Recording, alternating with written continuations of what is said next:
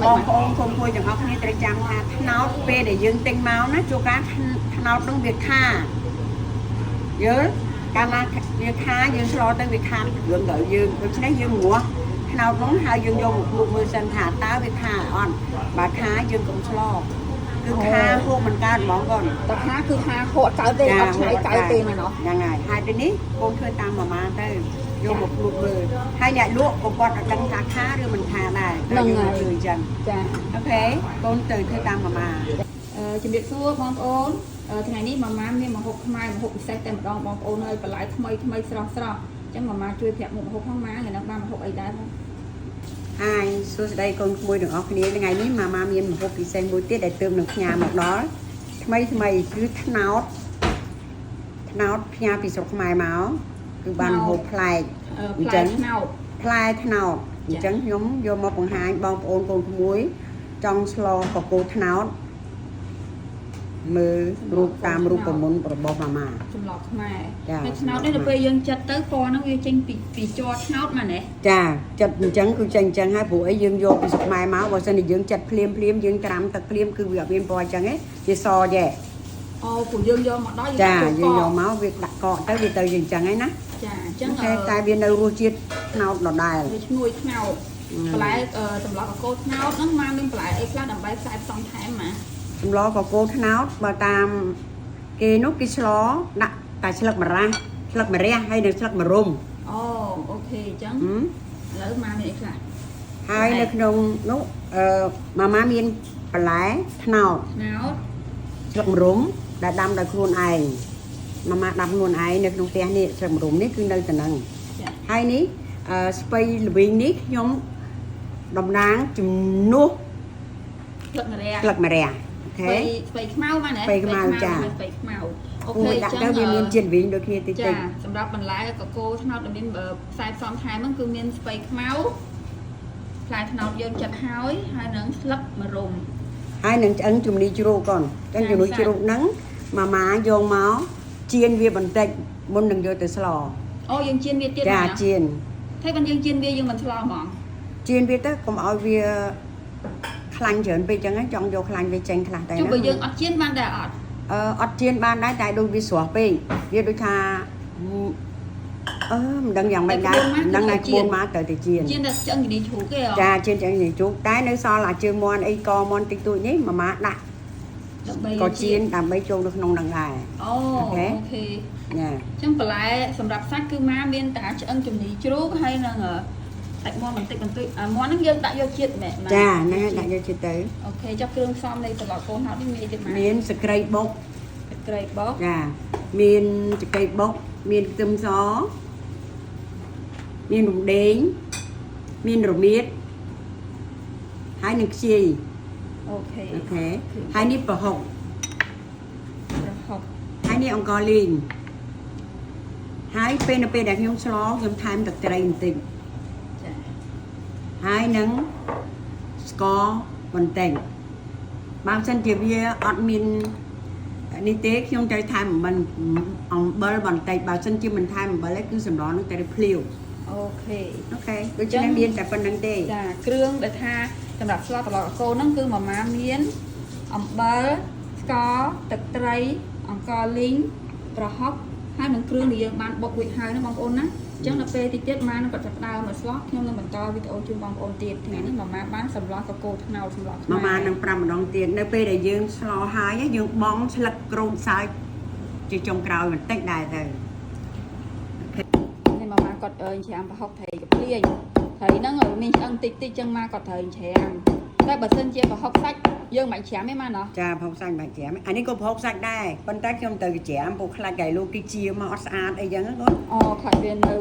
ជាប់ឆ្អឹងអីតិចតួចចៅហូបទៅព្រោះយើងហូបអាហ្នឹងយើងអត់បានទៅពីទេណាសម្លកកូរថ្នោតមិនងាយបានញ៉ាំទេបងប្អូនមិនងាយហ្មងខ្ញុំមកនៅណេះ10000គីឡូនៅណេះ10ជាងឆ្នាំហើយទៅលើកទី1បានញ៉ាំម្ដងកូរថ្នោតនេះសម្រាប់យើងនៅណេះហើយបើយើងទៅស្រុកខ្មែរលេងអាហ្នឹងអត់អីទេបានញ៉ាំហើយឥឡូវចាំប្រហែលគាត់ច្រាមប្រហុកហើយសិនដល់ពេលវាស្លោខ្ញុំបន្តវីដេអូជូនបងប្អូនទៀតណាចាកូនបានម៉ាម៉ៃអាហ្នឹងយើងត្រូវស្ងោរទៀតមែនចាយើងទៅស្ងោរយើងដាក់ស្លោហើយហ្នឹងកូនអត់ស្ងោរទេដាក់ស្ងោរដាក់ស្លោហើយ ហើយ ដាក់ឆ្លងហ្មងហ្នឹងហ៎ ហ្នឹងហើយដាក់ឆ្លងហ្មងហើយ អញ្ចឹងយើងដាក់ទឹកឲ្យពុះ ចាបានចាក់ហ្នឹងចូល ចាក់ថ្នោតមកគេ ហ្នឹងហើយនេះ ចាអញ្ចឹងចាំពេលថ្នោតឲ្យពុះសិនចាំមកគាត់ដល់វីដេអូទៀត អូសាច់ដើម្បីឆ្លកកូរ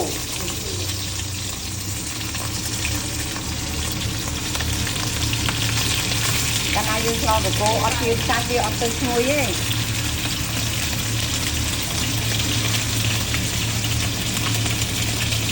អត់មានទៅចិត្តទេបងប្អូនពុះហើយមកគាត់ចាប់ដើមនេះជាងឆ្អឹងជំនីជ្រូកមកគាត់កំពុងឆ្អឹងជំនីជ្រូក ហើយសម្លកកូរថ្នោតរបស់ខ្ញុំឥឡូវម៉ាម៉ាដាក់រមាស់ថ្នោតចាជាដំបូងខ្ញុំដាក់រមាស់ថ្នោតហើយចង់ដឹងថាតើវាហាងឬអត់ព្រោះថ្នោតខ្លះវាហាងណាកូន ចា អញ្ចឹងម៉ាម៉ាសុំលក់មួយហ្នឹង គាត់សុំភ្លក់ថ្នោតទឹកថ្នោតឲ្យថាមកគាត់ម្ងាស់ហ្នឹងបង ចា ប្អូន ល្អអត់ហាងទេ ខាងហ្នឹងមកអញ្ចឹងថ្នោតវាល្អ នៅពេលថ្នោតពុះបានមកសន្ទុះយើងនឹងអាចបងសាច់ឲ្យនេះចូលទៅខ្លាចតែរសសាច់នឹងវាស្វិតយើងរងាស់ជាមួយនឹងថ្នោត សាច់តែយើងមកបានជៀនបំពង ចា ហ្នឹងប បា ង ន ប្អូ ជា ន នេះក៏នេះក៏ណា ចា អញ្ចឹងម៉ាម៉ាដួសវាដាក់ចូល មានឆ្អឹងចំណាញ់ជ្រូកហើយនឹងជើងមាន់សាច់មាន់ខ្លះដាក់ចូលមានជាតិ ថ្នោតខ្ញុំខ្ញុំដាក់វារងាស់ជាមួយនឹងឆ្អឹងជ្រូកណាដល់អញ្ចឹងឆ្អឹងជ្រូកនឹងផុយហើយខ្ញុំថាថ្នោតរបស់ខ្ញុំក៏វានឹងផុយនឹងល្មមមកអញ្ចឹងខ្ញុំនឹងជ្រូកប្រហុក អូយើងដាក់ប្រហុកមកចាំមិញណា ប្រហុកច្រាមហ្នឹងណាកូនឃើញទេប្រហុកហ្នឹង អញ្ចឹងសម្លហ្នឹងមិញមកអត់តបានថាដាក់ទឹកត្រីអំបិលស្ករអីទេមកណោះ ចាខ្ញុំត្រូវមើលអានោះសិនថាវាផាឬក៏អត់ផា អូ បើវាផាយើងអត់ឆ្លទេតែវាអត់ផាយើងនឹងឆ្ល អូបងប្អូនល្អមែនតើមកគាត់ភ្លក់អាថ្នោតហ្នឹងមុនបើសិនជាថ្នោតហ្នឹងវាខាមកគាត់ស្ល ចា ទេ អត់ឆ្លទេ គាត់ភ្លក់មុនណាបើសិនអត់បានភ្លក់ទេខាបានន័យថាគ្រឿងទាំងអស់ហ្នឹងគឺថា ទៅ ស្ល ខូច ទៅ ចោ ខូ ល ចខូចចោលទេបងប្អូននៅមកគាត់ស្វាត ចាអញ្ចឹងអា ចុង នេះ ភៅពិសេស វារងាស់ទៅល្មមវាអាចនឹងផុយថ្នោតផុយសាច់អីទាំងអស់ហើយអញ្ចឹងម៉ាម៉ាជុំប្រហុកដាក់ ចា ណា អូហើយ ប្រហុកដាក់ហើយនឹងម៉ាដាក់គ្រឿង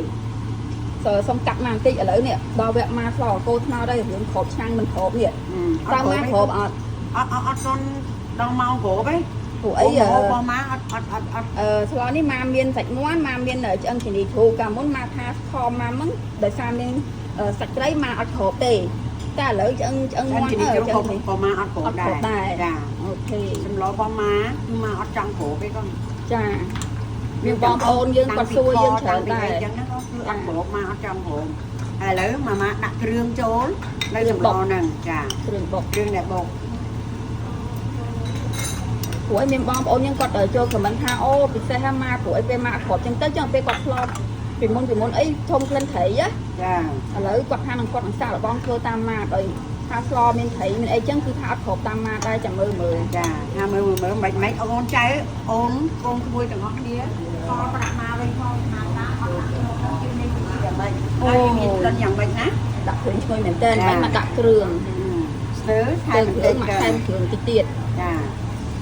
នេះគ្រឿង បុកក៏បងប្អូន ចា ចំគ្រឿងបុកមកមិនក៏មានទឹកចឹង មកដាក់នៅក្នុងទូទឹកកកអូន អូអញ្ចឹងមកហាទឹកហ្នឹងគឺចេញពីគ្រឿងដែលយើងបានបុក គ្រឿងដែលយើងបានបុក ខ្ញុំស្មានតែមកលេខទឹក អត់ទេអញ្ចឹងវាពុះនឹងហើយម៉ាក៏ថែមទឹកទឹកនេះជាទឹកពុះណា ទឹកឆ្អិនណាទឹកឆ្អិនយើងចាំហើយ កាលណាយើងស្លអញ្ចឹងហើយយើងថែមទឹកឆៅមានបងប្អូនខ្លះគាត់ហូបទៅហើមពុះឈឺពុះ អូល្អមែនតើ ដល់អញ្ចឹងម៉ាទឹកឆ្អិនដែលដាំពុះ នៅពេលស្លកកូរពេលថែមទឹកគឺម៉ាប្រើទឹកឆ្អិនដាក់ចូលអត់ប្រើទឹកឆៅទេជៀសវាងអីមានបងប្អូនខ្លះហើមពោះ ចា អូល្អមែនតើ ឆ្អិនឃើញទេ ហើយស្លកូរមកយករៀវខាត់មក យកល្មមប៉ែកកូន បែកបានថាអត់រៀវទេ នេះថ្លែថ្នោត អូល្អ នេះ មែ ឆ្អិ ន ន តើ ជាជ្រូកបងម៉ាអញ្ចឹងសម្លនោះកូនឃើញទេស្អាតល្អមែនតើ ចា ស្នាដៃម៉ាគឺថាពិសេសហ្មងកូន ពិសេសឆ្ងាញ់ហ្មងហើយជាពិសេសគឺថាឆ្អឹងជំនីជ្រូកហើយនឹងសាច់មាន់មិញគឺមកគាត់បានជៀនបំពងទៀតហ្នឹងមិនមែនដាក់ទៅទាំងស្រស់ចឹងទេ គឺម៉ាជិនបងទៀតហើយនឹងគ្រឿង ច ឥឡូវនេះយើងទុកឲ្យពុះសិនមកណែបានត វាពុះសិនចាំដាក់ថែមថយអីទៀតនឹងម៉ាម៉ាប្រាប់អូន អូយល្អមែនតើបងប្អូនពណ៌គាត់ដាក់គ្រឿងចូលទៅហើយថ្នោតយើងមុនហ្នឹងពណ៌រៀងខ្មៅគឺថាធម្មជាតិជាថ្នោតគឺថាវាចេញជ័រអញ្ចឹងនៅពេលដែលយើងបានស្លទៅដាក់ចូលជាមួយគ្រឿងទៅគឺថាប្រែពណ៌មកជាធម្មជាតិពណ៌ថ្នោតវិញហ្នឹងបងប្អូនពណ៌ថ្នោតអូខេអញ្ចឹងនៅពេលទឹកពុះចាំម៉ាក៏បន្ត បងប្អូនគុំគួយទាំងអស់គ្នាត្រូវចាំថាថ្នោតពេលដែលយើងទិញមកណាជួនកាលថ្នោតនឹងវាខាយល់កាលណាវាខាយើងស្លទៅវាខាគ្រឿងទៅយើងដូច្នេះយើងងាស់ថ្នោតនោះហើយយើងយកមកភ្លក់មើលសិនថាតើវាខាអត់បើខាយើងកុំស្លគឺខាហូបមិនកើតហ្មងកូន តែខាគឺខាហត់កើតទេអត់ឆ្នៃកើតទេណាណោះ ហ្នឹងហើយហើយទៅនេះកូនធ្វើតាមម៉ាម៉ាទៅយកមកភ្លក់មើលហើយអ្នកលក់ក៏គាត់អត់ដឹងថាខាឬមិនខាដែរហ្នឹងហើយអញ្ចឹង ចា អូខេកូនទៅធ្វើតាមម៉ាម៉ា ចា អរគុណច្រើន ចាំតវីដេអូបន្តិចទៀតបងប្អូនណា ល្អណាស់កូនឃើញទេ ចា ល្អណាស់អញ្ចឹងម៉ាម៉ាទៅដាក់កលីងដាក់កលីងឲ្យវាឈ្ងុយនៅក្នុងនឹងទាំងអស់ម្ដងគាត់ណាឃើញទេ ចាកលីងហ្នឹងយើងប្រើច្រើនប្រើតិចមក គួរសមដែរដើម្បីឲ្យវាឈ្ងុយកលីងណាកូន ចា ម៉ាម៉ាដាក់កលីង អូយឈ្ងុយបងប្អូនអើយ វាឈ្ងុយកលីងកូនអញ្ចឹងម៉ាម៉ាដាក់កលីងថែមកន្លះវែកទៀត ចា អូខេកលីងម៉ាម៉ាមកល្អណាស់ ដាក់ច្រើនបន្តិចតាមមិនដឹងថាអត់សូវយល់ សឡយើងហ្នឹងតាមផ្លែថ្នោតយើងហ្នឹងកូនផ្លែថ្នោតយើងតិចច្រើនណាយើងទៅតាមហ្នឹងណាកូន ចា ឃើញទេ ចឹងបែរថាល្អកោថ្នោតយើងហ្នឹងគឺរៀងខាប់ ចា អត់រាវទេ មិនជាខាប់ម៉ានេះកូនមិនជាខាប់ម៉ានេះ ឥឡូវមកគាត់ដាក់កលីងហើយបានគាត់ចាប់ដើមដាក់គ្រឿងក្រៅអំបិល ចា ស្ករទឹកត្រីអីចឹងទៅ ឲ្យ មក វាឈ្ងុយនៅនឹងហ្មងកូន ចា ល្អណាស់កូនមើលពណ៌ស្អាតហ្មងកូន ពណ៌ល្អឈ្ងុយបងប្អូនដាក់កលីងចូលទៅយោខ្ញុំឈ្ងុយតាំងពីម៉ាដាក់គ្រឿងគ្រឿងម៉ាក៏មានបុកគ្រឿងមានតាំងពីខ្ទឹមសគល់ទឹកត្រីល្មៀតរំដេងចឹងណា ចា ចង់ភ្លេចគ្រឿង អាម៉ាដាក់ស្ករស ចា គួយខ្នោតយើងវាផ្អែមហើយយើងដាក់ពីសិនសា ចា ហើយយើងថែមទឹកត្រីទេ ល្អកោថ្នោតហ្នឹងយើងយករសជាតិមិនដែរម៉ា យករសជាតិប្រៃផ្អែមល្មមទៅតាមចំណូលចំណងចិត្តយើងញ៉ាំទៅកូនយើងព្រោះទៅតាមហ្នឹងទៅ ចា វាសាពេកក៏អត់ឆ្ងាញ់ តែយើងអាហ្នឹងបើយើងនេះយើងញ៉ាំដាក់ធ្វើបាយហើយយើងមានទឹកត្រីញ៉ាំទឹក ចា ក្រៅ មានទឹកត្រីយើងតិចហើយវាឆ្ងាញ់ទៅ អូយហើយ ហើយ ឆ្ងាញ់ មាន តែ អ្នកខ្លះគេដាក់ត្រីទៀតតែម៉ាម៉ាអត់ចង់ដាក់ត្រីទេខ្លាចវាបែកឆ្អឹងទាំងហ្នឹងទៅវាបាក់កូនចៅម៉ាម៉ាញ៉ាំនេះវាជែងត្រង់ក្រោយ ចង់ក្រោយម៉ាជាធម្មតាគាត់សើដាក់វិជែងនៅសាយថ្ងៃនេះគាត់ឆ្លងកកូនថ្នោតហើយយើងប្រើប្រហុកហើយពេលដល់ប្រើប្រហុកគឺម៉ាគាត់ច្រើនលួចវិជែង ចា លួចមិនលួចច្រើនលួចបន្តិចទេបងប្អូន ញ៉ែក៏ណានៅពេលដែលខ្ញុំភ្លក់ហើយល្មមឆ្ងាញ់ខ្ញុំនឹងបងបន្លែគ្រឿងទៅទាំងអស់ហ្នឹងឲ្យបងប្អូនមើលមកទៀតណា ចា ណា បន្លែម៉ា ឡើយម៉ាម៉ាភ្លក់មើលថាតើវាឆ្ងាញ់ប៉ុន្មាន